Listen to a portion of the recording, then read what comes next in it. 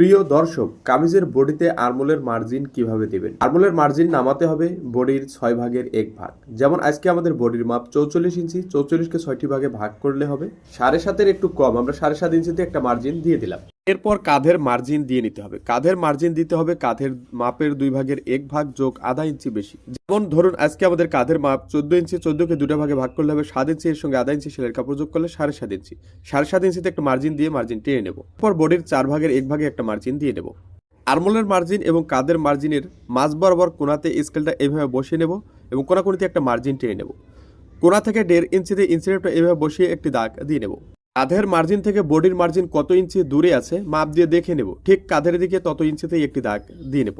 কাঁধের এই মার্জিন থেকে 1.5 ইঞ্চিতে মিলিয়ে দেবো, আবার 1.5 ইঞ্চি থেকে নিচের বডিতে মিলিয়ে দেবো। তাহলে আমাদের আরমোলের শেপটা অনেক সুন্দর হবে।